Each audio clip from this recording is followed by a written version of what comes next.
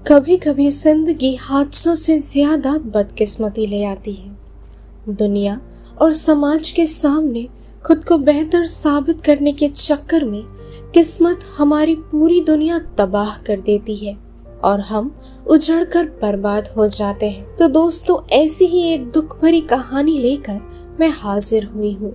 तो बिना देरी करते हुए मूवी की शुरुआत करते हैं। मूवी की शुरुआत में हम पैलेस्टाइन के एक सुंदर विलेज की लड़की फरहा को देखते हैं, जो अपने जीवन में पढ़ाई से काफी जुड़ी हुई थी।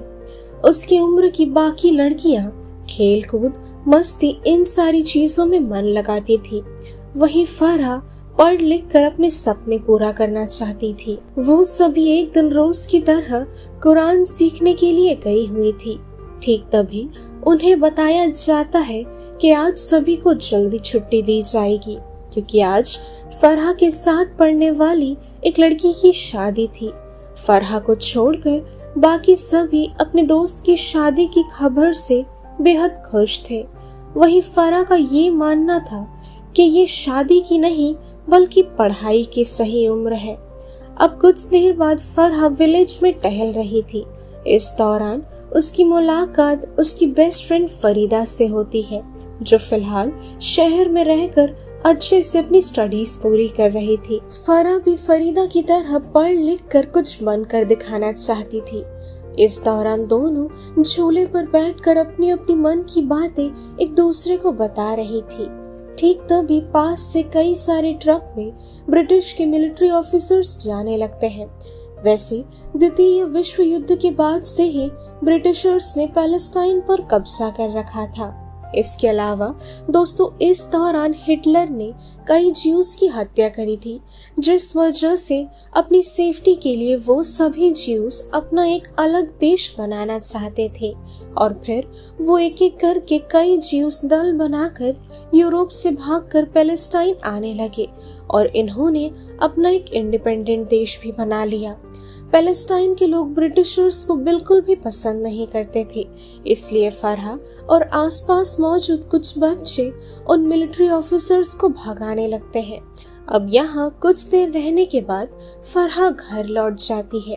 फरहा के चाचा उनके घर पर आए हुए थे और वो फरहा की आगे की पढ़ाई के बारे में अपने भाई यानी फरहा के पिता से बात कर रहे थे, मगर वो सीधा मना कर देते हैं, जो कि वो इस गांव के प्रधान थे और बाकी आम लोगों की तरह वो खुद भी अपनी बेटी फरहा को एक आम जीवन देना चाहते थे। फरहा के पिता कहने लगते हैं कुछ ही महीनों में उसकी भी शादी होगी और वो अपना घर संसार बना लेगी।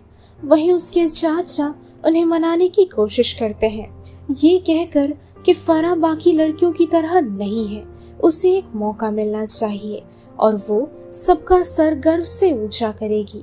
अपनी तरफ से चाचा उन्हें अच्छे से समझाकर चले जाते हैं और फरहा भी इस बात से खुश थी।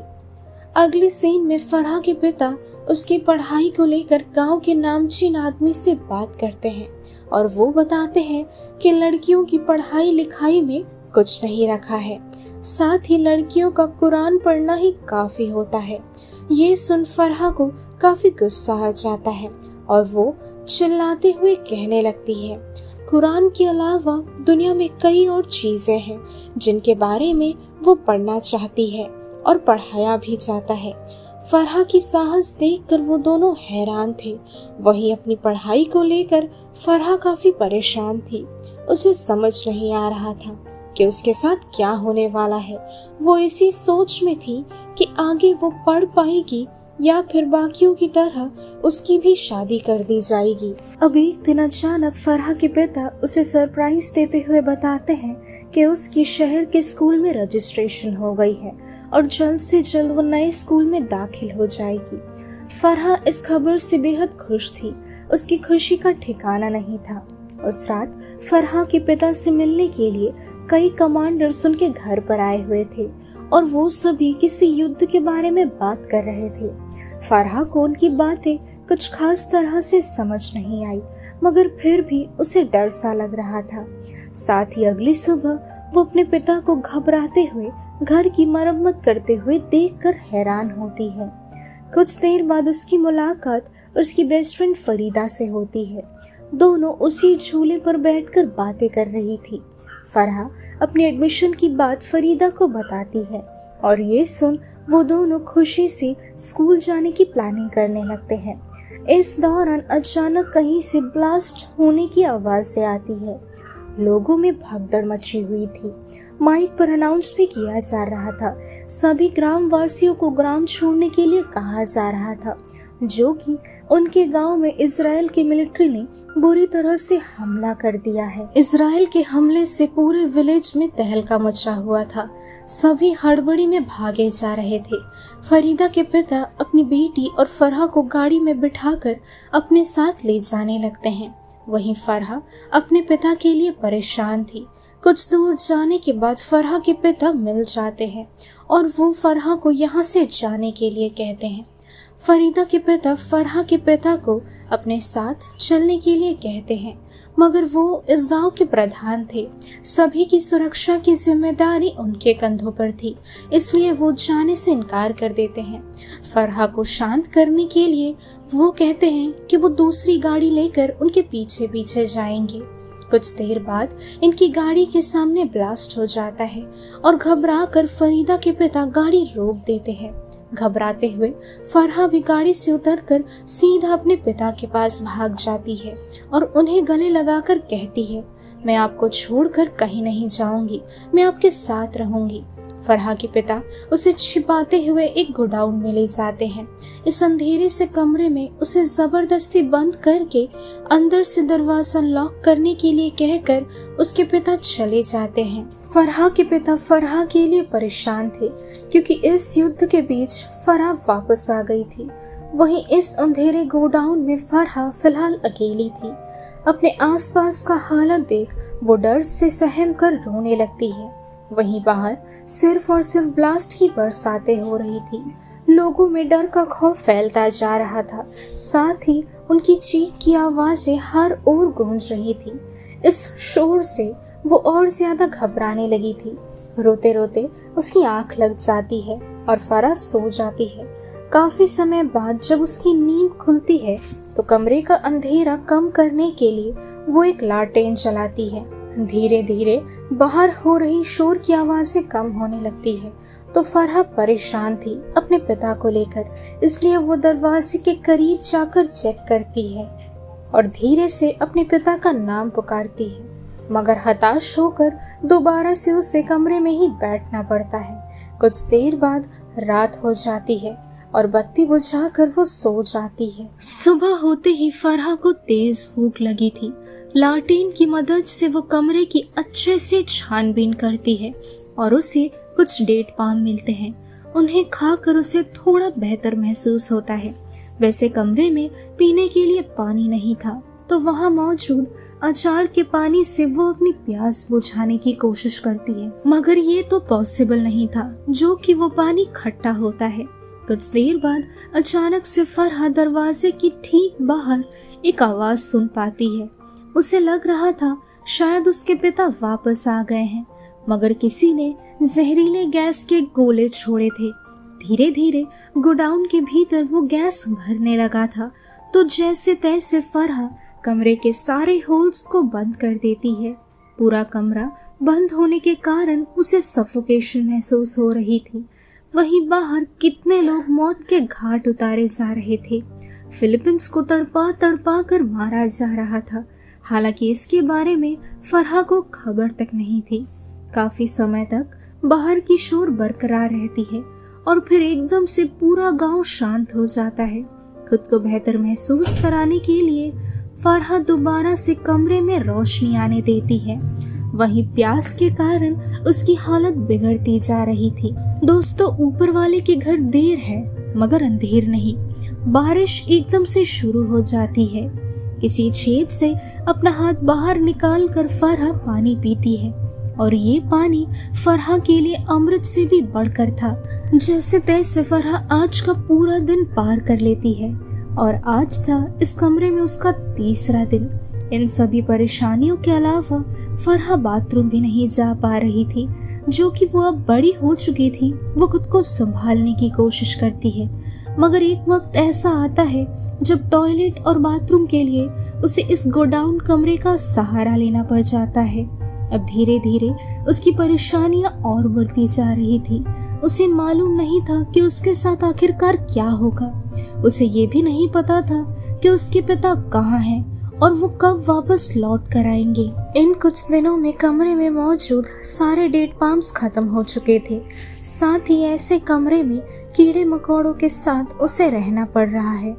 आग जलाकर वो कमरे में आसानी से रहने की कोशिश करती है, मगर और कब तक वो यहाँ रह पाएगी।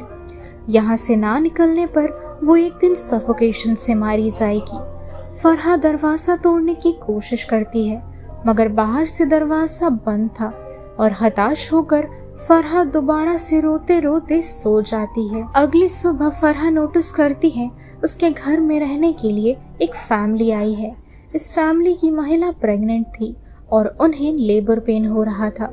उनके पति बच्चे की डिलीवरी के लिए यहाँ रुकने वाले थे, मगर अपनी पत्नी के दर्द के वजह से उनकी यहीं पर डिलीवरी करी जाती है और कुछ देर में बेटे का जन्म होता है। सभी खुश थे और फिर सभी को सुरक्षित घर के भीतर ले जाया जाता है। यह घर फरहा का था।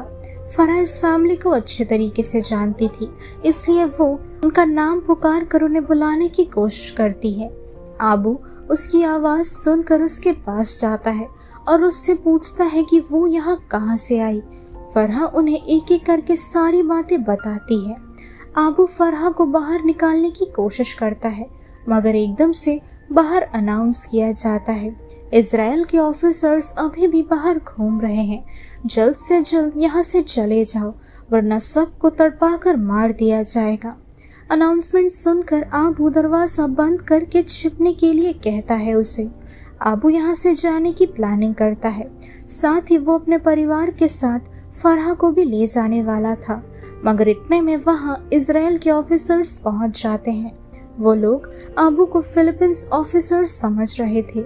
ऑफिसर्स आबू को सारे वेपन्स देने के लिए कहते हैं, मगर आबू बताता है कि उसके पास किसी तरह के वेपन्स नहीं हैं।